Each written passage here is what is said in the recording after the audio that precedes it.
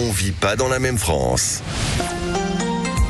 Là, sur Sud Radio, il est 20h02, nous sommes en direct, on vit pas dans la même France, dans cette émission qui casse les codes qu'on trouve uniquement sur Sud Radio. Cette émission qui rassemble deux France qui ne se parlent jamais chaque soir du lundi au jeudi de 20h à 21h. Des institutionnels, des influenceurs, des personnalités publiques, des politiques qu'on aime, qu'on adore, voilà, les politiques en pleine municipale en ce moment, un peu compliqué là. Et ce soir, on a un sujet passionnant. Alors bien évidemment, je suis accompagnée de Mathias, le monsieur des réseaux sociaux, c'est celui qui vous lit.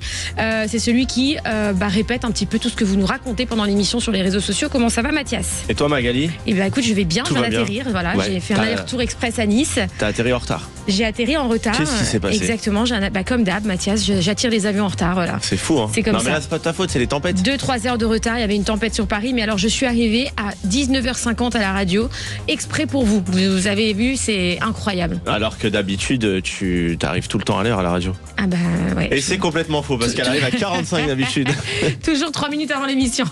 Exactement. Qu'est-ce que tu vas nous faire pour la Saint-Valentin, Mathias? C'est quand la Saint-Valentin là, c'est samedi. T'as plus l'habitude, toi, Stéphane, il te l'a fait plus. C'est fini, moi. Tu vois, t'es une menteuse, parce que Stéphane, tous les ans, il te fait une surprise pour la Saint-Valentin. Ah bon, là, il m'a fait quoi l'année dernière? J'en ai fait 2 d'affilée pour lui. Ah, c'est toi qui t'as organisé. Je te rappelle l'année dernière. Vas-y. L'année dernière, il t'a emmené dans un petit hôtel sympathique, spa et compagnie. Et qu'est-ce que t'as fait en arrivant à l'hôtel? J'ai fait quoi? Bah, t'as travaillé jusqu'à 2h du matin. Ah bah oui, bah c'est comme ça. Pauvre. Écoute, il y a un moment donné, il faut bosser, les gars. Voilà, t'as bien raison. Moi, vous êtes sympa, mais ça y est, je suis passée à autre chose. Quoi. Ouais, bon, ça y est, c'est un vieux couple que vous avez. Non, mais non, même pas. Non, ça va. Ça va, ça se passe bien. Ouais, ça va. Et toi? On en parlera plus tard. Ouais, je pense que les invités s'en foutent un peu de notre vie là. Tu vois? Et toi, tu vas faire quoi? Moi, rien de prévu, hein. Tu sais, elle sort de l'hôpital. Elle sort de l'hôpital. Ouais, donc, tu vas lui faire un petit repas. On va faire un apéritif dînatoire. Un apéritif dînatoire. Quel beau mot parisien. Attends, j'ai sorti le grand jeu là. Elle est rentrée à l'appartement. Oui, j'ai vu sur ta story. Tu lui as mis un sac, des bonbons, des chocolats. J'ai acheté des fleurs, le ballon en cœur et compagnie. J'ai sorti le grand jeu. Bah, c'est ce que Stéphane me faisait il y a 10 ans. Ouais. Tu penses que je vais devenir comme lui? Ah ouais.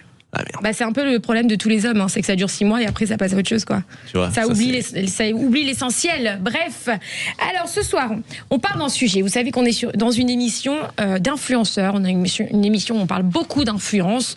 C'est la seule émission sur Sud Radio où on casse les codes. Voilà, on parle des influenceurs, on les fait venir, on les fait parler avec des personnalités politiques. Ces influenceurs qu'on aime ou qu'on n'aime pas, on peut pas leur empêcher ce talent qu'ils ont de fédérer des dizaines de milliers, des centaines de milliers, voire des millions de personnes sur leurs réseaux sociaux, contrairement aux politiques qui ont un petit peu plus de mal à se faire comprendre avec leur discours, leurs mots, leurs codes, etc. Donc, on a décidé de les mettre en face à face quasiment tous les soirs. Alors là, c'est vrai qu'il y a les municipales, donc on change un petit peu, on reçoit beaucoup plus d'institutionnels. Et ce soir, pour parler des influenceurs, on s'aperçoit qu'il y a beaucoup d'influenceurs qui ont déserté. Ils ont déserté la France pour plein de raisons. Ils sont partis beaucoup à Dubaï, ils sont partis beaucoup au Maroc, etc. Du coup, ça a créé beaucoup d'engouement aussi dans ces pays-là, avec beaucoup de visibilité, où les gens, à travers leur story, découvrent, par exemple, Dubaï. Il y a eu un carton plein en quasiment, je crois que c'était en 2020. Ibiza. Toi, t'as vécu à Dubaï? Exactement, moi j'ai vécu à Dubaï, effectivement. Et je précise, j'ai jamais été exilé fiscal. Non, même quand je vivais à Dubaï. Non, t'as été pour le soleil. Je sors d'un rendez-vous avec les impôts, les amis. Donc je peux vous dire que ils savent tout. Tout est transparent chez nous. Donc du coup, voilà. Et du coup, on s'est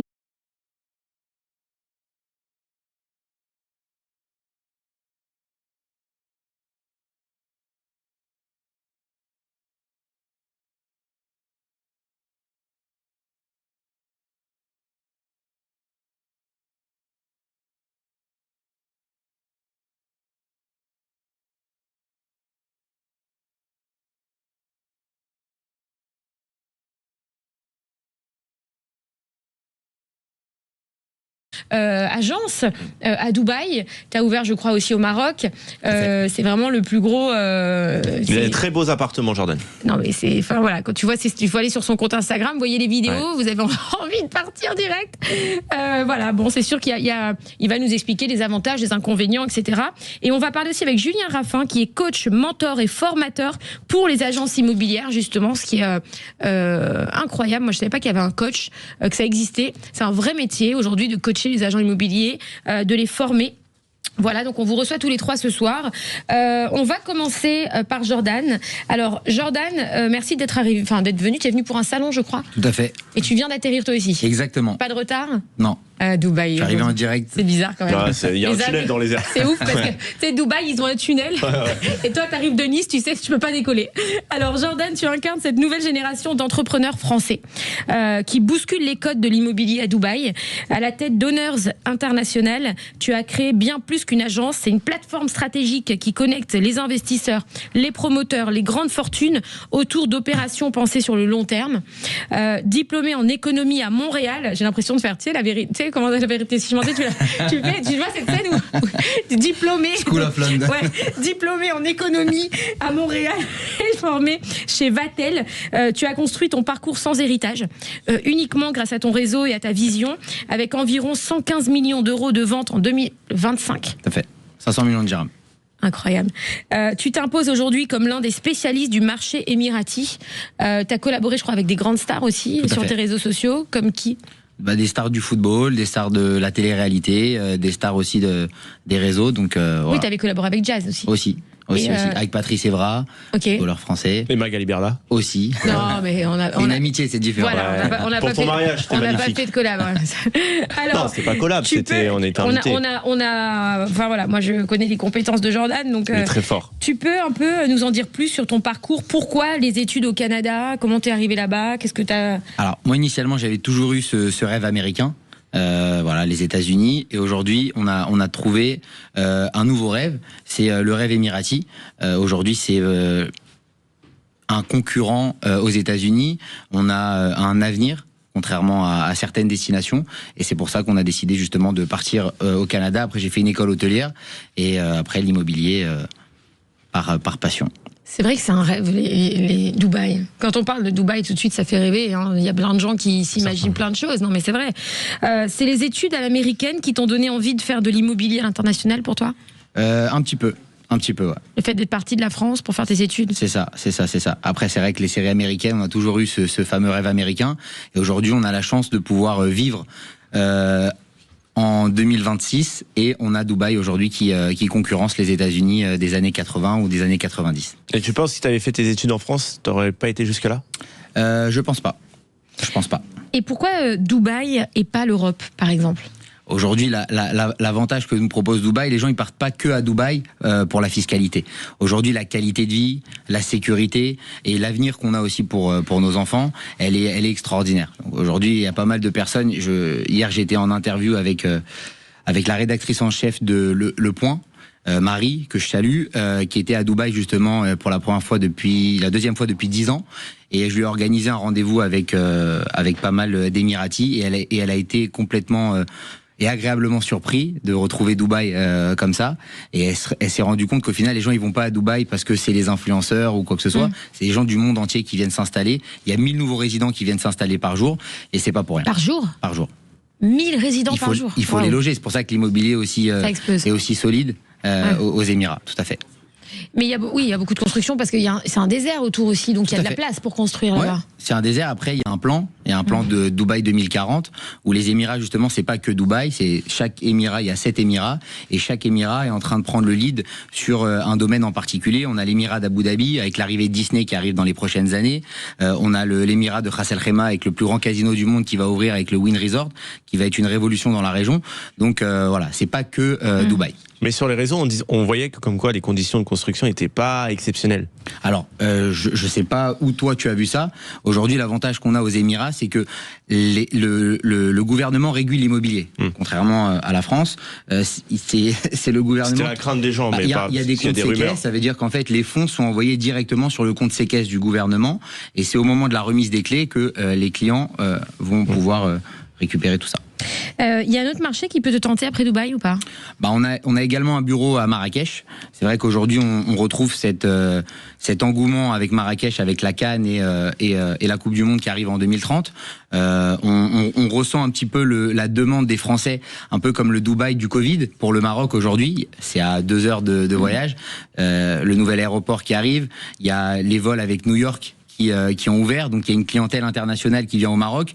C'est la ville la plus visitée en Afrique. Donc c'est pas pour rien. Et aujourd'hui, c'est vrai que pour Marrakech. Ouais, surtout Marrakech. Ouais. Surtout Marrakech. Aujourd'hui, nous, on vend uniquement des villas à Marrakech pour 300 000 euros.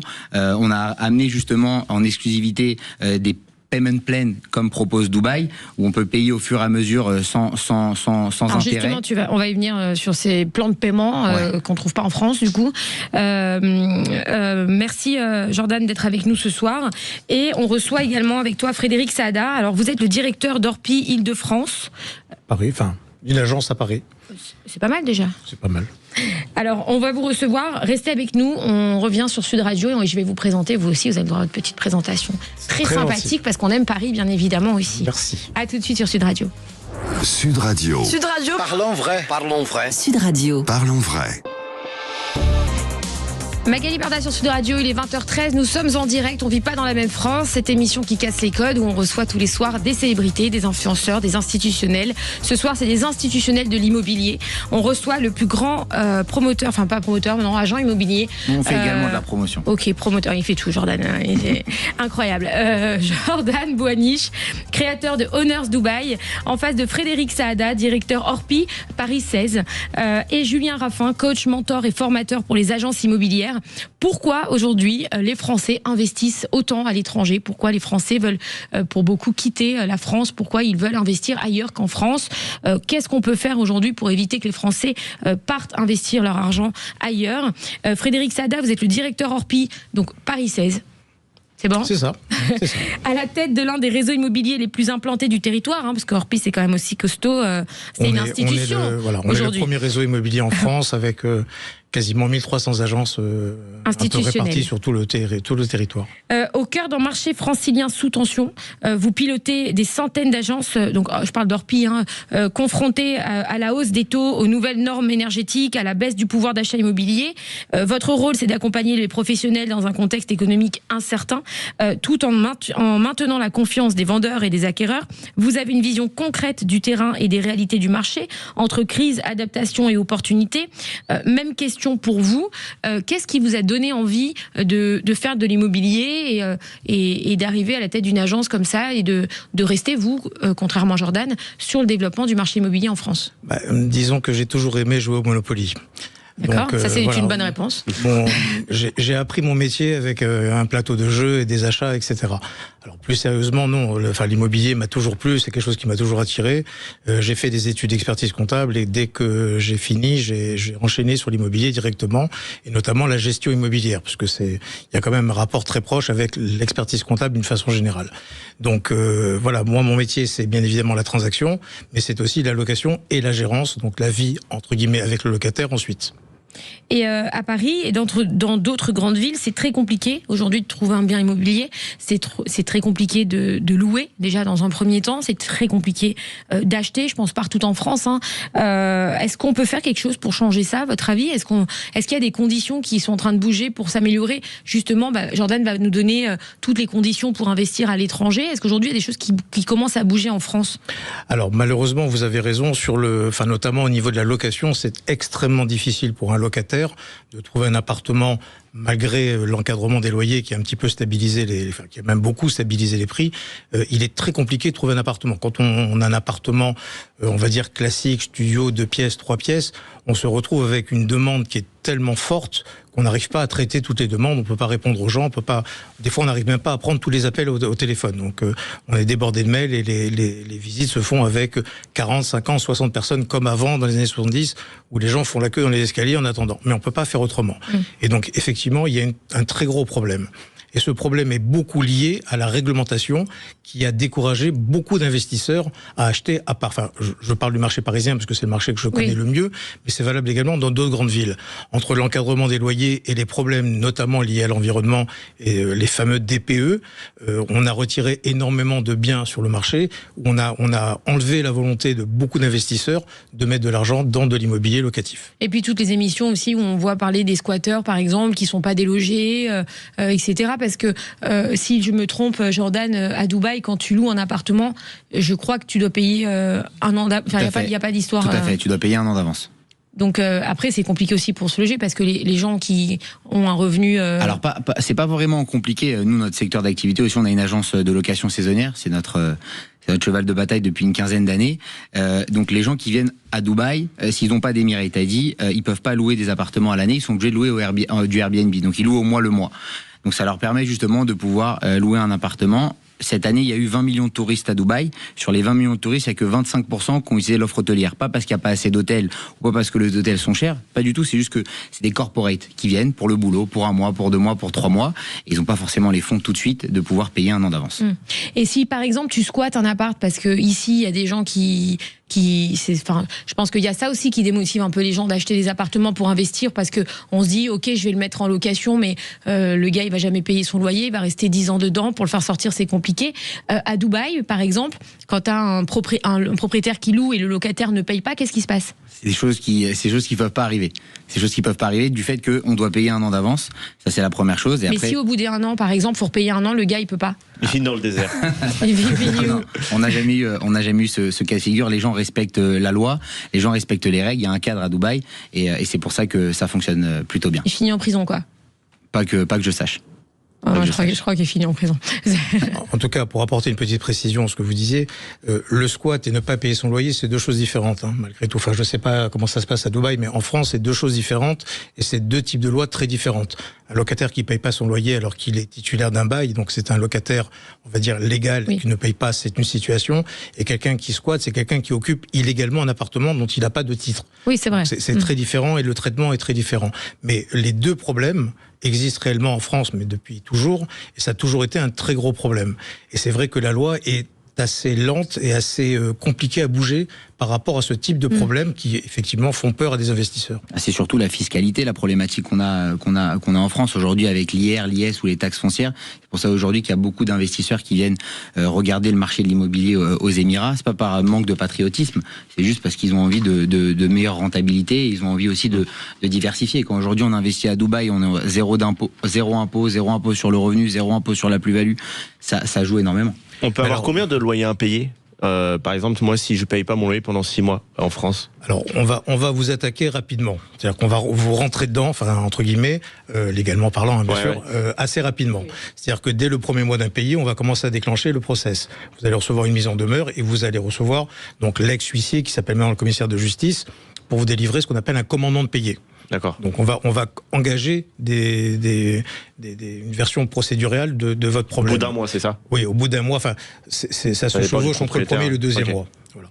Et à partir de là, par contre, la procédure va être très longue. C'est-à-dire qu'un locataire va pouvoir rester en gros 1 an et demi. Je résume, à peu près 1 an et demi dans un appartement sans le payer, le temps que, enfin, si c'est un peu défavorable aux propriétaires, entre les mois d'hiver, les mois d'été, où on a le droit de virer, de pas virer un locataire. Enfin, voilà, on peut avoir une situation qui est très longue. Ça peut durer plus longtemps. J'ai également une société de gestion locative à Paris spécialisée en Airbnb. J'ai des clients, malheureusement, des fois, ont été bloqués pendant quelques années. Oui, non, je parle en moyenne. En moyenne, c'est 1 an et demi. C'est vrai qu'il y a des cas. Si le locataire s'est très bien organisé, il y a des champions pour ça, pour son insolvabilité, forcément, il va pouvoir se débrouiller pour rester très très longtemps. Anne Hidalgo avait demandé à plafonner les loyers et le prix de la vente au mètre carré à Paris. Est-ce que ça a été fait ou pas ? Alors, l'encadrement des loyers existe. Mais elle n'est jamais appliquée, en vrai. Ah non, pas du tout. Alors, c'est très très appliqué. Ah bon ? Ah oui, on a tous très peur. C'est-à-dire que moi, quand un bailleur me demande d'aller au-delà et qu'il n'y a pas des raisons légales, parce qu'il y a un certain nombre de raisons pour lesquelles on a le droit de déplafonner, d'aller au-dessus de l'encadrement des loyers. Je refuse systématiquement de prendre l'appartement s'il n'y a pas une vraie raison. Il faut dire à Magali, un bailleur, c'est pas un mec fatigué. Non, alors oui, j'ai oublié de vous prévenir sur les blagues de Mathias. Aussi. Oui. Il y a un bailleur et un bagueur. Voilà. C'est ça, exactement. Je m'excuse, je fais ce métier depuis 1998, c'est la première fois que je viens de comprendre la blague. Ah ouais, incroyable. J'avais jamais fait le rapport entre un bailleur et un bailleur. Ouais, c'est incroyable. S'il a fallu vous rencontriez Mathias. Merci. Alors, on reçoit également Julien. Bonjour Julien. Bonsoir. Ça va, vous allez bien ? Ouais, ça va très bien, merci. Merci d'être avec nous. Alors, vous êtes un entrepreneur qui a construit votre parcours contre vents et marées, diplômé, alors c'est reparti, on est sur un diplômé de hautes études, diplômé de l'ESC Toulouse. Vous lancez votre première agence en 2008, en pleine crise, sans réseau ni expérience. Après des difficultés majeures en 2014, vous choisissez le redressement plutôt que l'abandon. C'est ça. Ah bah je viens d'en sortir moi aussi, je connais très bien. On fait partie de la même famille quoi. La famille C'est des la team redressements, c'est les ça, plus c'est forts. ça. On ne dit pas, mais ceux qui sortent de redressement, c'est vraiment les plus forts. Moi, je les embrasse. Toutes les entreprises qui sortent de redressement, je leur tire mon chapeau et franchement, bravo, parce que c'est des battants et des vaillants, parce que c'est très, très, très dur.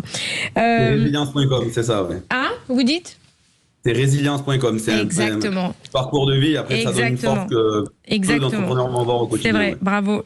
Vous avez donc dans cette épreuve, vous avez fait naître le groupe C2I. C'est un réseau hybride devenu référence nationale, élu à plusieurs reprises agence immobilière de l'année. C'est ça, ouais, exactement. Vous créez aussi l'Event Immo, devenu un rendez-vous incontournable du secteur. Vous êtes auteur du manifeste des agents et conseillers immobiliers. Vous incarnez aujourd'hui le leadership, résilience et innovation. Exact. Ça fait beaucoup aussi. Hein. Ouais. Alors, vous, quand vous entendez Jordan parler des biens et des opportunités de Dubaï, alors on va en parler encore, hein, est-ce que pour vous, c'est aussi le rêve de Dubaï, c'est aussi, ça vous laisse rêveur, ou vous dites qu'en France, on a la même chose? Alors, moi, alors, je vais expliquer mon histoire. J'ai une vision pas que nationale. C'est-à-dire que moi, j'ai commencé l'immobilier grâce à un reportage sur M6 qui était sur Dubaï. L'immobilier à Dubaï en 2006, où c'était le début, le Palm Jumeirah. Moi, je suis issu d'une famille pas du tout dans l'entrepreneuriat. J'ai pas tous ces codes-là. Enfin, j'ai développé maintenant. Et en fait, j'ai vu une personne qui faisait de l'immobilier à Dubaï. Ça m'a fait rêver. J'ai pris contact avec lui. Et j'en suis venu 4 mois après à faire des crédits étudiants. J'ai fait 4 crédits à hauteur de 100 000 euros quand j'étais à l'ESCI Toulouse pour acheter de l'immobilier en Bulgarie. Et je suis devenu, en fait, au bout de 2 ans, le premier intermédiaire francophone en Bulgarie, à 22 ans, étant français, sans aucune origine bulgare. Donc, j'ai une vision aussi de l'immobilier au niveau international. Et effectivement, de la fiscalité, en Bulgarie, nous, il n'y a pas un an d'avance, mais si tu payes pas, t'es dehors le lendemain et il n'y a pas de désert, mais il y a la mer. Donc, c'est beaucoup plus fluide et facile qu'en France, clairement. Et donc le réseau immobilier, c'est une structure que j'ai amenée à 250 conseillers un petit peu partout en France, à une boîte qui faisait à peu près 8 millions d'euros de chiffre d'affaires, et avec une vision assez globale finalement, et de mon côté local sur Nîmes. Et Dubaï, moi j'y suis allé il y a 15 jours là, en octobre-novembre, c'est très intéressant. C'est-à-dire que moi je trouve pas qu'il faille opposer ce qu'on a en France à ce qu'il y a à Dubaï. Comme les investisseurs que j'avais qui venaient acheter en Bulgarie, c'était des profils beaucoup moins sécurité que celui qui va épargner tous les mois pour acheter sa petite retraite. Donc il y en a pour tout le monde. Et j'ai des amis à titre perso proches qui sont en cours ou qui sont à la Dubaï dans les 6 derniers mois pour y vivre. En famille, pour des raisons de sécurité, de fiscalité, des agents immobiliers aussi, parce que j'ai quand même un panel d'agents immobiliers qui est hyper important. C'est intéressant, j'y vois beaucoup d'avantages, mais à nouveau, c'est pas une opposition. En France, aujourd'hui, quand je suis travailleur lambda et que je veux investir dans l'immobilier, dans un premier temps, il est plus facile et bien plus sécuritaire de le faire en France. Mais après, j'ai des personnes autour de moi qui ont de l'immobilier en France, à Marrakech, au Portugal, à Dubaï. Donc je trouve que c'est hyper complémentaire. Ça va vraiment dépendre de la stratégie patrimoniale et aussi de la vie qu'on veut avoir. Parce qu'aujourd'hui, moi je suis papa séparé, j'ai 3 enfants de 10, 8 et 3 ans. En fait, je reste en France pendant à minima 15 ans, quoi qu'il arrive. Et c'est pas une question de fiscalité ou de sécurité, c'est que mes enfants sont ici et que je suis ravi aussi de contribuer et de développer un job dans mon pays. Et l'un n'empêche pas l'autre. C'est surtout ça en fait que j'ai envie de dire.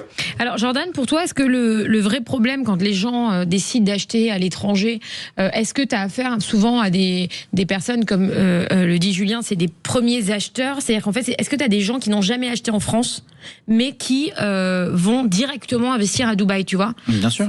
Bien sûr, bien sûr, bien sûr. Et c'est plutôt pourquoi? Pour les impôts, pour le manque de stabilité fiscale? Pas que.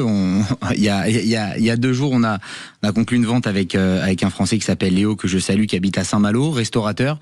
Il a 2 restaurants à Saint-Malo. Il m'a dit qu'il a 1 million d'euros de chiffre d'affaires. Il lui reste moins de 50 000 euros à la fin d'année.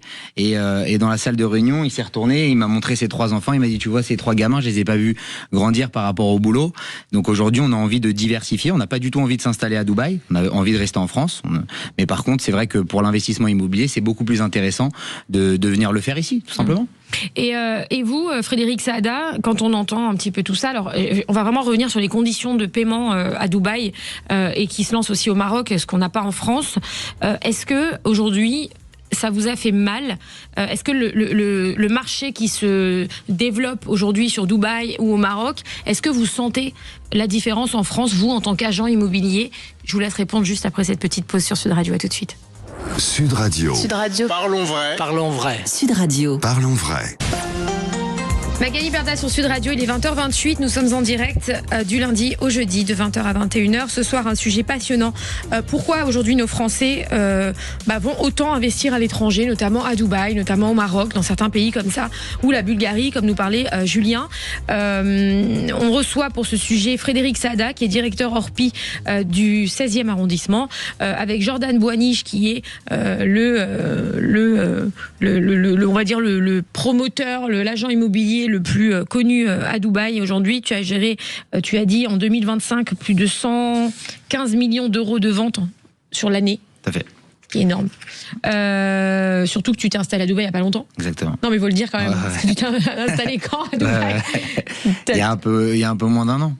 Donc, je faisais des allers-retours auparavant. Ouais. Et donc, on est arrivé définitivement 1er septembre. Moi, je comprends pourquoi il y a pas eu de turbulence dans l'avion. 115 millions l'année, grâce à Dieu, il arrive en fusée. Non, mais c'est surtout que c'est la première année, quoi. Ça veut dire que c'est étrange. C'est incroyable, magnifique. On y a investi depuis le Covid. Et on reçoit aussi Julien Raffin, qui est coach, mentor et formateur pour les agences immobilières. Donc, on a entendu plein de choses avec Jordan et Julien aussi. Qu'est-ce que vous pensez, vous, Frédéric Sada? Est-ce que vous avez senti, à un moment donné, une crise en France? Est-ce que vous avez senti des gens vous dire, voilà, moi, je veux plus investir en France, je préfère quitter, investir et envoyer mon argent à l'étranger, comme des pays avec Dubaï, comme on a vu plein de reportages à la télé. Il y a eu une énorme campagne, alors je sais pas si c'est volontaire, pas volontaire, moi j'ai participé à une émission en prime time sur C8 à l'époque, quand je me suis installée à Dubaï, ils m'ont suivi, on a montré toute l'installation de mon agence, mon installation là-bas, etc. Je veux dire, ça avait buzzé, les gens étaient passionnés par la qualité de vie, la qualité des maisons, on dirait Disney pour les grands, quoi. Est-ce que vous avez eu ce cas-là, vous, déjà? Alors, je pense pas que le marché de Dubaï et l'émergence de Dubaï comme un peu comme tu l'as dit très justement, un peu un deuxième États-Unis, un deuxième rêve américain, a beaucoup joué sur le marché parisien, français et notamment parisien. On n'est pas du tout sur la même clientèle d'investisseurs, on n'est pas du tout sur le même profil. On est sur un profil, disons, beaucoup plus on va dire un peu pushy sur des investissements à l'étranger, que ce soit Dubaï, le Maroc, etc., que la majorité des investissements qui sont faits à Paris, qui sont faits plutôt par des franco-français qui vont investir pour leur avenir, pour leur retraite, pour placer de l'argent, parce qu'à la banque, ça rapporte pas grand-chose, et des fois, pour certains, ça fait peur de les conserver sur un compte. Voilà, il y a pas mal de raisons qui poussent à l'investissement parisien. Les problèmes qu'on rencontre aujourd'hui ne sont pas liés à l'émergence des nouveaux marchés immobiliers, notamment Dubaï et autres. Et pour beaucoup, la fiscalité de Dubaï ne s'applique pas. Si vous êtes parisien, si vous êtes français résident en France et que vous achetez à Dubaï, vous êtes soumis à l'impôt comme si vous achetiez en France. C'est-à-dire vos revenus sont taxés exactement de la même façon. C'est pour les gens qui sont résidents à Dubaï que là, il y a un véritable intérêt. Là, il n'y a pas de fiscalité, en tout cas, très peu et pas direct comme on a nous en France. Mais le Français qui habite Paris et qui investit à Dubaï se fait taxer en France comme si c'était un appartement qu'il avait acheté dans son immeuble ou à côté. Oui, c'est-à-dire que moi, si j'achète à Dubaï, comme je suis fiscalement française, que je le loue là-bas, ça me fait des revenus locatifs, évidemment, je vais payer mes impôts dessus puisque je suis fiscalement française. Exactement. C'est ton coefficient d'imposition qui va évoluer. Cependant, l'accession à la propriété à Dubaï se fait quand même beaucoup plus facilement qu'en France, puisqu'il me semble, et Jordan, tu vas nous expliquer un petit peu les règles, que tu peux acheter un appartement ou une maison avec zéro apport, avec un taux d'intérêt à zéro, il me semble. Alors, zéro apport, pas vraiment, mais c'est vrai qu'aujourd'hui, on peut investir à Dubaï avec 5% de la valeur du bien, et après il y a des plans de paiement qui sont mis en place. Il y a même des promoteurs qui nous proposent des plans de paiement post-handover, donc ça signifie après la remise des clés. Donc c'est que pour des constructions, là on parle de neuf. C'est ça. On parle pour du neuf, et après si c'est pour répondre, c'est vrai qu'aujourd'hui en France, 85% des Français investissent avec le levier bancaire. C'est-à-dire que nous aujourd'hui à Dubaï, on parle à 15% de la population française, parce qu'aujourd'hui on peut pas investir à Dubaï en utilisant le levier bancaire sur des biens qui sont en cours de construction, uniquement à la remise des clés. Donc si demain on souhaite investir à Dubaï, sur du ready, on a juste 20% à mettre et la banque nous finance 80%. Et si c'est sur du off-plan, il y a la possibilité justement de le faire à la remise des clés. Voilà. Alors, Grosso modo, c'est-à-dire c'est comme ça. que je traduis un petit peu pour parce que les gens les off-plan, Ok. les machins. Tu vois, c'est par exemple, je vais acheter un appartement qui vaut 500 000 euros à Dubaï. J'arrive, j'ai besoin de 5% de 500 000 euros. Entre 5 à 20%, ça va dépendre des promoteurs, ça va dépendre des quartiers, ça va dépendre de pas mal de choses. En général, c'est 5% sur Abu Dhabi, c'est 20% à Dubaï, ça va dépendre des quartiers. Et après, il y a un plan de paiement qui est mis en place. Il y a même des promoteurs, donc comme je disais tout à l'heure, où il y a la possibilité en fait d'amortir le revenu des locataires. Donc à la remise des clés, pas besoin de solder en fonds propres, pas besoin de faire de crédit et pas besoin de le revendre non plus. C'est-à-dire qu'on va pouvoir utiliser les loyers de nos locataires et on va continuer à payer le promoteur après la remise des clés. Il y a même des promoteurs où on propose à nos clients du rendement garanti. Aujourd'hui, moi j'ai plein de clients, c'est des fonds d'investissement ou des family office, ils recherchent de la rentabilité. Nous on leur propose des rentabilités garanties au moment de la livraison entre 10 à 12%, 5 ans après la remise des clés, où ils vont recevoir un chèque 1 an d'avance pour les investissements qu'ils ont fait. Et ça c'est extraordinaire. Et surtout qu'il n'y a pas d'impôt sur la plus-value. Je parlais avec un copain qui a un réseau d'agences d'une vingtaine d'agences à Paris, qui vient s'installer à Dubaï d'ailleurs dans les prochains mois, qui me disait Jordan, je comprends pas, tu fais énormément d'opérations marchandes, sauf que c'est pas du tout les mêmes que les nôtres. Nous on doit acheter, faire les travaux, attendre 1 an et demi, trouver le nouvel acquéreur, et après on se fait taxer 30% en société, 30% en perso, il nous reste plus grand chose. Tandis que vous avez la possibilité de le faire en cours de construction, et en plus, il n'y a pas besoin ni de faire de travaux, ni de payer d'impôt sur la plus-value. Donc c'est là où c'est intéressant. Un jour, il y aura des maisons offertes à Dubaï. Ouais. Je jure. Mais et je crois aussi que il n'y a pas de prêt. C'est-à-dire qu'en fait le plan de paiement, si on peut expliquer ça à nos auditeurs, c'est qu'en fait tu payes directement au constructeur, au promoteur, et donc il y a 0 taux d'intérêt. C'est ça. Donc c'est ça. tu achètes ta maison 500 000, tu la payes par exemple en 20 mensualités, 30 ou 100 mensualités. Tout à fait. Tu divises par 100 quoi. Exactement. Qu'est-ce que Julien vous pensez vous de ça? Est-ce que ça fait fuir les Français ou pas pour vous? Non, après.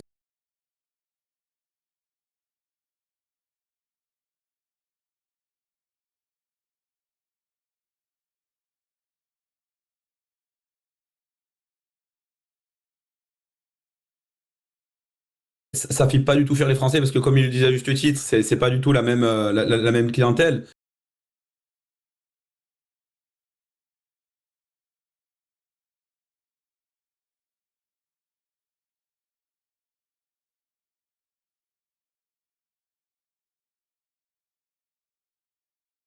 Pas le faire. Alors effectivement, j'ai du locatif aussi. J'ai eu de la prostitution dans un de mes appartements, du deal, un locataire en prison, donc on va dire des problèmes. J'ai vu que c'était effectivement compliqué. Après, j'ai 3 enfants, je veux leur amener un avenir sympathique dans le futur, donc je garde du patrimoine. Ça fait partie du jeu, on peut pas gagner tout le temps. Par contre, aujourd'hui, moi, comme je pense 90% des gens qui sont déjà propriétaires d'un bien immobilier, on aimerait investir plus si on avait la capacité bancaire de le faire. Et le problème, il n'est pas il va y avoir de l'exode à Marrakech, à Dubaï ou même en République dominicaine. C'est plutôt de se dire, on a une capacité d'endettement qui est juste limitée. Et demain, si je vais voir un banquier avec le meilleur plan de la terre, si financièrement je ne passe pas, eh ben, ça sera acheté par quelqu'un qui a plus de moyens que moi. Le vrai problème, il est ici aujourd'hui. Oui, la fiscalité, on va pas s'engager, elle est pesante, elle est même... Pour moi, elle est aberrante, clairement. Ça, je suis à l'aise avec ça. Je suis entrepreneur depuis 18 ans. Il en reste peu quand il y en a eu beaucoup au début. Il reste rien quand il y en a eu pas mal. Ça, c'est un fait. Mais ça, c'est les règles du jeu, on les connaît, on est ici, on fonctionne avec. On aimerait pouvoir investir plus, mais aujourd'hui, le levier bancaire qui est utile, les banquiers, quand ils ferment les robinets, l'investisseur aussi, il va subir. Et on a vu le recul des transactions immobilières passer en 2021 de 1 200 000 à 2024, 780 000 grosso modo. C'est colossal. C'est-à-dire qu'en termes de volume de transactions, peut-être 35% en moins. Et bien entendu qu'aujourd'hui, avant d'investir dans l'immobilier, certains veulent déjà se loger eux-mêmes. Après, ça, c'est une stratégie patrimoniale. Et puis aujourd'hui, il y a beaucoup d'investisseurs qui achètent pour leurs enfants. Et ça, ils le font parce qu'ils veulent les avoir à côté de chez eux. Donc c'est pour ça que c'est vraiment, à nouveau, comme il le dit à juste titre, c'est complémentaire. C'est, tiens, j'investis dans l'immobilier en France, à Dubaï, peut-être dans la crypto, peut-être dans le cinéma. Mais c'est juste de l'investissement différent, en fait, tout simplement. Et Frédéric Sada, pour vous, qu'est-ce qu'il faut faire pour relancer un peu l'immobilier en France, puisque vous dites qu'il y a une chute quand même qui est assez importante. Est-ce qu'aujourd'hui, vous avez une idée sur le terrain, l'expertise que vous avez depuis des années, puisque vous êtes agent immobilier donc depuis très très longtemps. Quelle est votre recommandation, vous, pour relancer un peu l'immobilier en France? Beaucoup est lié à la déréglementation. Le problème de l'immobilier en France, c'est qu'il y a énormément de réglementations qui obligent, qui met un carcan pour les propriétaires et qui les oblige à être dans des process administratifs, fiscaux, légaux qui sont très compliqués et très contraignants. Donc c'est vrai que une déréglementation, alors c'est pas du tout contre les locataires et c'est pas du tout un discours pro-bailleur, anti-locataire, c'est pas du tout ça mon discours. Moi je vis tous les jours avec les deux et vous avez des gens bien partout voilà. C'est pas du tout dans ce sens-là. Mais la réglementation française qui est très lourde, qui est très pesante, qui est très problématique, gêne l'investissement et gêne la croissance locative, on va dire, la croissance dans l'achat locatif. Maintenant, il faut bien dire que la grosse différence entre le marché français et le marché de Dubaï ou de Marrakech, etc., c'est que le marché français, comment je peux vous dire ça ? C'est un marché qui est très mature. C'est un marché qui est implanté depuis des années, avec les règles bien connues, avec des process qui sont relativement lourds, mais voilà, connus, maîtrisés, etc. Les marchés comme le marché de Dubaï, c'est un autre marché, c'est un marché un peu émergent, c'est un marché nouveau. Et l'attrait de Dubaï n'est pas simplement pour des Français. En fait, Dubaï a attiré... tu m'arrêtes si j'ai une bêtise, parce que tu connais beaucoup mieux que Dubaï que moi. Dubaï a attiré un certain nombre de gens plutôt haut de gamme en provenance du monde entier, qui sont venus se placer à Dubaï pour plein de raisons, sécuritaires, fiscales, voilà. Il y a plein de raisons pour lesquelles des gens se sont implantés. Les guerres aussi, hein. Les guerres, des problèmes politiques, des problèmes religieux, des situations qui étaient très compliquées dans les pays d'origine. Et donc, le marché de Dubaï a été boosté, alors je vais pas dire artificiellement, parce que c'est pas le terme, parce que ce sont des gens qui ont été présents et qui ont été soumis au problème du logement. Donc, ils ont dû se loger, louer ou acheter, mais qui ont dû se loger. Et donc, ça a créé un engouement et ça a créé une augmentation du nombre de transactions ou du nombre de locations qui a été énorme. Parce que Dubaï a attiré des gens, en plus d'un certain niveau. Donc, c'est un marché qui est nouveau. C'est pas une bulle spéculative parce que, d'après ce qu'on peut voir sur les stats, ça continue à monter, ça continue à être demandé. 1000 milliards, c'est le chiffre de cette année de volume de vente. En plus, le gouvernement a fait pas mal de mesures pour aider, avec les visas. Oui, avec les visas, le Golden Visa notamment, les choses comme ça. Exactement. À l'époque, moi, j'avais investi à Dubaï pendant le Covid. Le Golden Visa, je pouvais l'obtenir, comme Trump a fait aux États-Unis avec le Gold Visa, où il y a $1 million à mettre sur la table, mais vous avez rien à la clé. Aujourd'hui, à Dubaï, avec 500 000 €, vous obtenez en fait le Golden Visa pour vous et toute votre famille pendant 10 ans. C'est un peu comme la Green Card. Aujourd'hui, ne serait-ce qu'en mettant l'apport initial de 20%, vous pouvez obtenir votre Golden Visa, même si c'est un bien off-plan qui va être livré dans 3, 4 ou 5 ans. Et ça évolue avec le... C'est ça. C'est quoi le Golden Visa ? C'est comme t'es résident à Dubaï. À Dubaï, il faut avoir un visa de résident. Okay. Et en fait, le problème était que vous étiez, avant le Golden Visa, vous étiez lié à votre employeur. C'est-à-dire que tant que vous étiez engagé chez quelqu'un, tout se passait bien. Et notamment, pendant le Covid, il y a eu énormément de licenciements à Dubaï, comme partout. Ces gens-là se sont retrouvés sans la possibilité de rester à Dubaï. Okay. Enfin, encore une fois, je dis bêtise, vous m'arrêtez. Est-ce que vous pensez, vous, que l'instabilité aujourd'hui politique du pays, en France, pour en revenir un petit peu à la France aujourd'hui, on voit qu'il y a depuis quelques années là maintenant une instabilité politique. Il y a beaucoup enfin, ça va pas. La France, on en parle tous les soirs dans cette émission d'ailleurs. Est-ce que vous pensez que ça joue aussi un rôle sur les gens qui achètent moins, qui ont peut-être moins investi? Est-ce qu'il y a des gens qui, par exemple, par rapport à Anne Hidalgo, ce qui se passe à Paris, les bouchons, etc., qui disent voilà, j'ai pas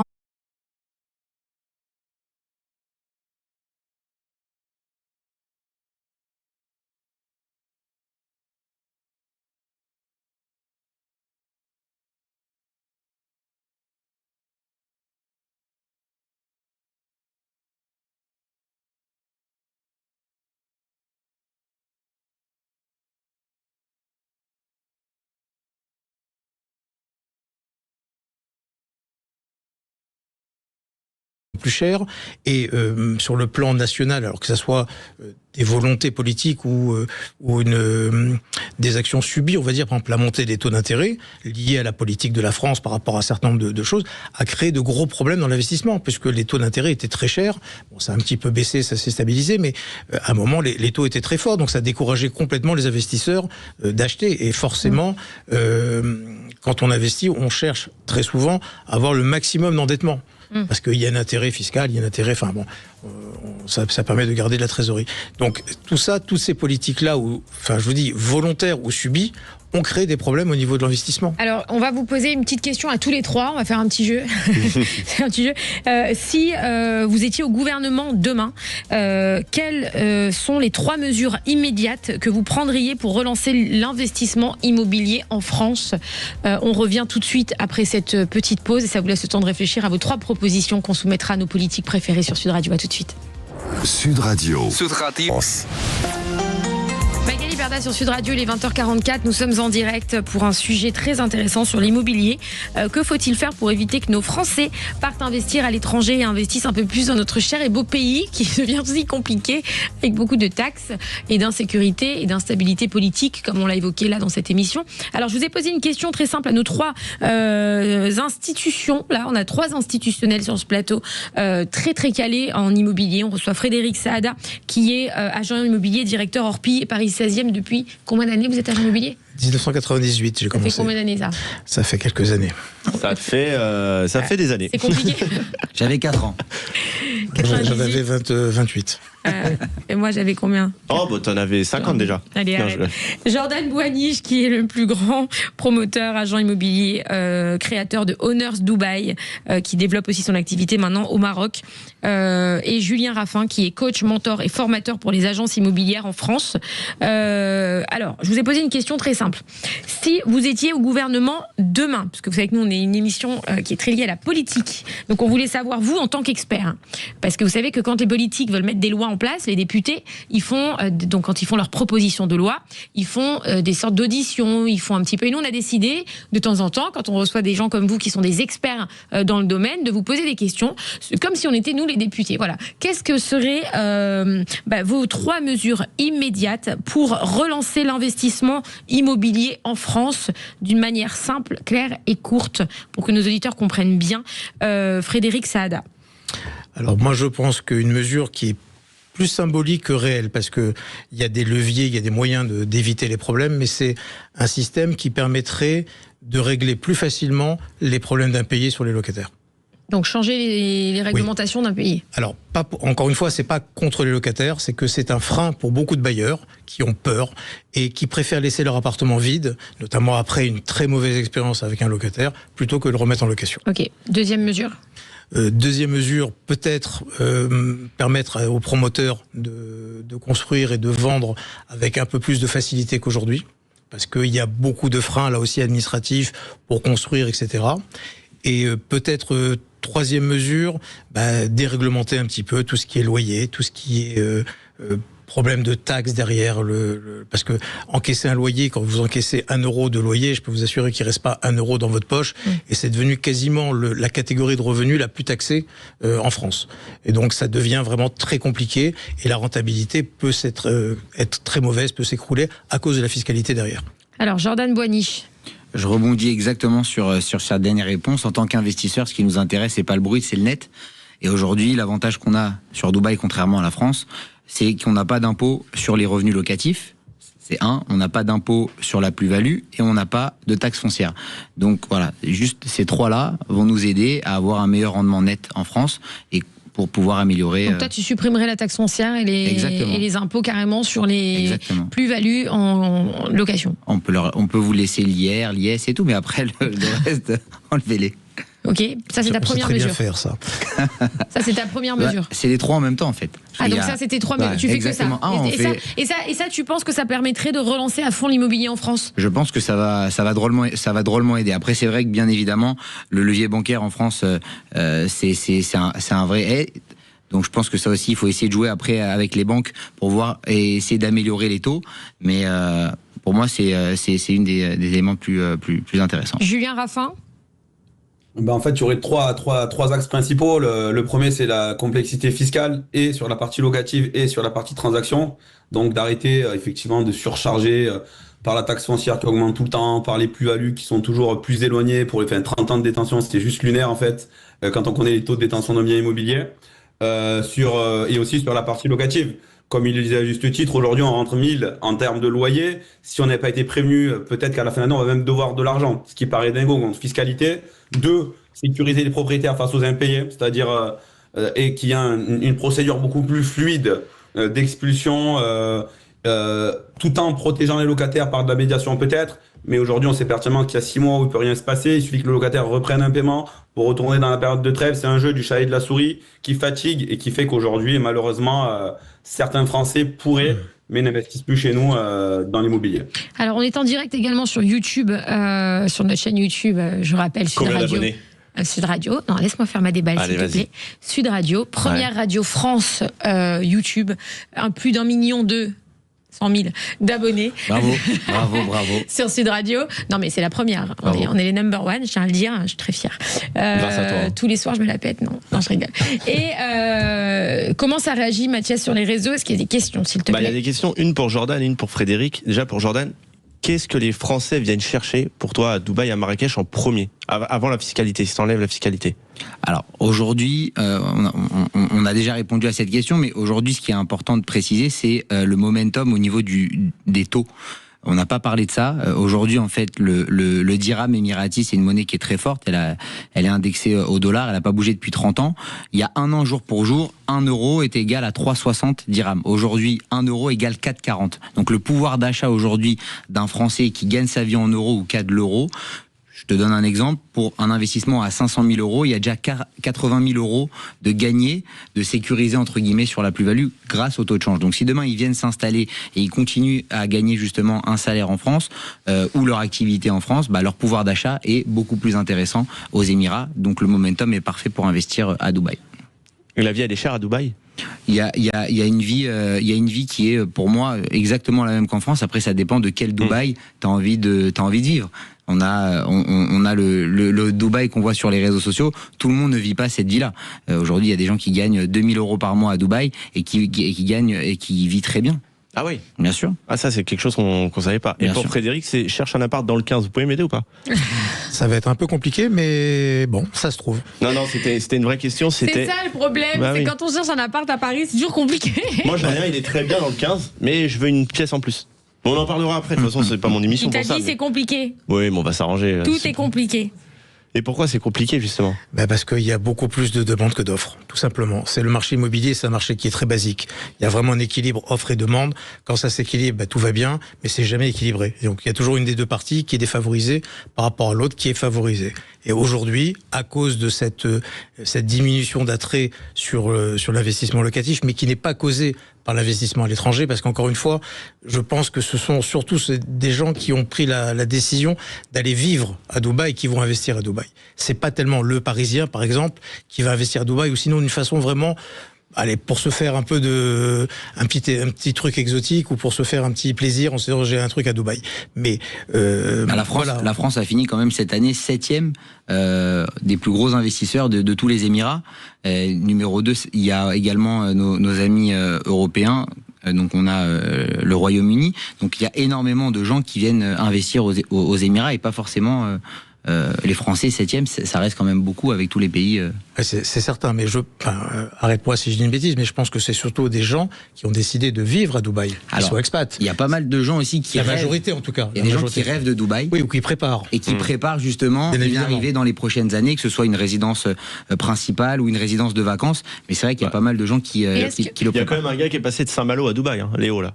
Je disais. En investissement. Ouais, Et c'est est-ce incroyable. qu'il y a encore des étrangers aujourd'hui qui investissent à Paris ou en France? Ah oui, moi je vais vous faire rire, j'ai pas mal de clients. Alors, à l'origine j'en ai connu un qui m'a présenté d'autres, etc. J'ai beaucoup de clients qui vivent à Dubaï, qui sont pas français ou qui sont français, qui vivent à Dubaï et qui ont investi à Paris. Allez, tiens ça, Jordan. Et ça j'en ai plein. Et bim. C'est pas un batteur. Non, c'est Non, pas. non, non. C'est voilà, on n'est Les pas. Chinois, les diversifier. Chinois, par exemple, achètent encore beaucoup en France ou pas? Les tabacs. Un peu moins qu'avant. Il y a une clientèle étrangère qui s'est pas mal tassée. D'accord. Ça reste valable pour le marché du très haut de gamme. Donc c'est pas un marché qui va sur le locatif, c'est plutôt la résidence secondaire ou le pied-à-terre, enfin ce genre de choses là. Mais au niveau de l'investissement, non, c'est pas ça s'est tassé. Alors, on passe tout de suite aux questions Flash and Cash. C'est le moment préféré de nos auditeurs. Les questions Flash et Cash. Voilà, les questions Flash et Cash, c'est des questions. Alors, vous avez des questions chacun, simples, avec des réponses claires. Claires.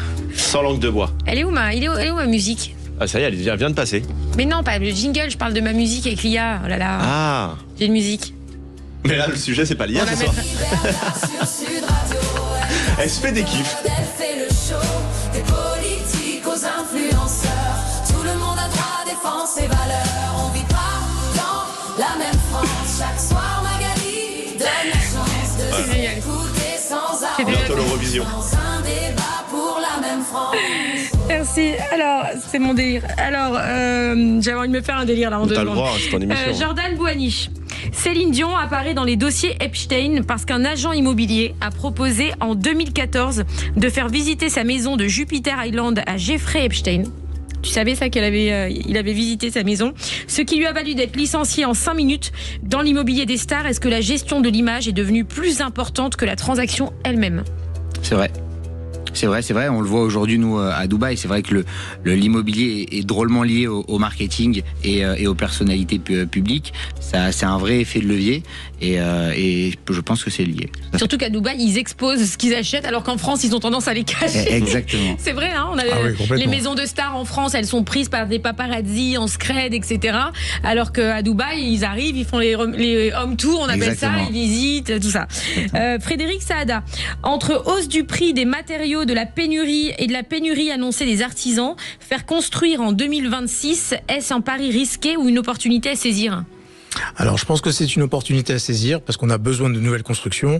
Et en plus, les problèmes que vous évoquez sont en train de se tasser complètement. C'est-à-dire qu'on reprend un marché à peu près normal des matériaux, etc., qui fait qu'on n'est plus en pénurie et comme avant juste à la sortie du Covid où il manquait des clous, il manquait de tout, quoi. Alors, Julien Raffin, Tiny House. Tiny House. Bah, il fallait que je la fasse, hein. Je vais en parler une ce soir. Tiny House, maison modulaire, habitat container, une vraie mode en France. Est-ce une révolution écologique ou une solution low cost imposée par la crise ? C'est pas low cost parce qu'au vu des coûts, c'est pas low cost du tout. C'est non plus pas durable. Je pense que c'est simplement une niche adaptée à certaines types de populations qui sont à leur petit kiff et ça en restera là à court, moyen et long terme. Jordan Bouhani, vendre entre particuliers, est-ce que c'est vraiment le bon plan pour économiser des frais d'agence ou le risque de perdre bien plus en négociation et en erreur juridique ? La deuxième réponse. Il faut pas passer sans agence, il faut se protéger. Toujours passer auprès d'un professionnel. Frédéric Saada, les Golden Visa et permis de résidence comme investissement immobilier, opportunités stratégiques ou privilèges réservés aux plus riches ? Les deux à la fois. Julien Raffin, avec l'explosion des coûts de rénovation énergétique, la maison individuelle est-elle devenue un luxe inaccessible pour la classe moyenne ? Non, ça reste accessible à partir du moment où on n'est pas sur des DPE1E. Non, ça reste encore accessible, totalement. Jordan, si aujourd'hui on te propose d'investir en France, est-ce que tu le ferais encore ? Non. Pourquoi ? Parce qu'aujourd'hui, il y a d'autres investissements immobiliers à l'étranger, notamment à Dubaï, au Maroc. Et moi, j'ai commencé aux États-Unis, à Miami, où c'est beaucoup plus intéressant. Personnellement, en France, ça ne m'intéresse pas. Frédéric Saada, est-ce que si vous, aujourd'hui, on vous proposerait d'acheter un bien immobilier en France, est-ce que vous le feriez ou pas ? Ah oui, bien sûr. Et à Dubaï ? Oui, aussi. C'est des marchés très complémentaires. Enfin, il n'y a pas d'opposition entre l'un et l'autre. Non, bien sûr. Et le Maroc ? Oui. Aussi. Maroc, je connais très bien, oui. Attention, on va faire tous les pays là. Alors la Bulgarie, désolé, non, je ne connais pas. Julien Raffin, est-ce que vous achetez encore en France aujourd'hui ou pas ? Vous personnellement, c'est ça que je veux savoir. Ouais. Moi, je veux l'avis des experts immobiliers. Moi, toujours, et tant que j'aurai le levier bancaire, je continuerai à acheter jusqu'à ce qu'on me dise non à la banque. Et en fait, quand ils me diront non une fois, je réessayerai jusqu'à ce qu'ils me disent oui, je continuerai à investir toujours. On a peut-être oublié une petite recommandation aussi pour les Français qui veulent investir en France, comme on l'a dit tout à l'heure, parce que vous avez fait vos 3 recommandations politiques, on va dire. C'est aussi peut-être alléger les conditions justement de prêt immobilier pour les acheteurs, qui sont très compliquées quand même aujourd'hui. Et les frais de notaire le aussi. Gouvernement, c'est délicat de le réguler, ça, du coup, quoi. Le reste était à la portée du gouvernement. Après, aller chercher, on va dire, des meilleures conditions d'accès. Voilà, si, peut-être mettre des prêts à taux zéro dans le locatif, ça serait hyper intéressant s'ils pouvaient le faire aussi, mais ouais, c'est sûr qu'il faudrait plus de levier. Jordan Bouhani, il y a des frais de notaire à Dubaï ? 0. Il n'y a pas de frais de notaire non plus ? Non. Ok, bon. Et ben sur ce... Investissez tous à Dubaï. Oui, il y a Florian qui me regarde de loin, qui me dit bon, bah, je me bats. Voilà. C'est fait. Alors, merci à tous. Merci Frédéric Saada, directeur Orpi Paris 16. Merci Jordan Boigniche, créateur de Honors Dubaï. Julien Raffin, coach, mentor et formateur pour les agences immobilières. On se retrouve, quant à nous, lundi soir sur Sud Radio. Vous allez me manquer ce week-end, mais je vais penser très, très, très, très fort à vous. Et tout de suite, vous retrouvez les clés d'une vie avec Jacques Pessis, ma star internationale. Jacques Pessis, au-dessus de Céline Dion, je suis désolée. Et son invité, alors là aussi au-dessus de Céline Dion, évidemment, le chanteur. On n'y va pas, on a qu'à se cacher sous les draps, on commande le français Benabar. Elle a mis au-dessus de Céline Dion parce qu'elle le connaît très bien. Là, bref. Restez tout de suite sur Sud Radio pour entendre Jacques Pessis et Benabar. A tout de suite sur Sud Radio. On s'en fout, on n'y va pas, on a qu'à se cacher sous les draps, on commandera des pizzas, toi la télé et moi. Magali Berda, Sud Radio, 20h, 21h. On vit pas dans la même France. Avec Body Minute. Sud Radio. Sud Radio. Parlons vrai. Parlons vrai. Sud Radio. Parlons vrai. Retrouvez le premier concours des commerçants de France avec Sud Radio et le réseau des chambres de commerce et d'industrie. Célébrons tous ceux et toutes celles qui, au quotidien et partout en France, œuvrent pour dynamiser le cœur des villes et des villages. Après la phase de dépôt des candidatures,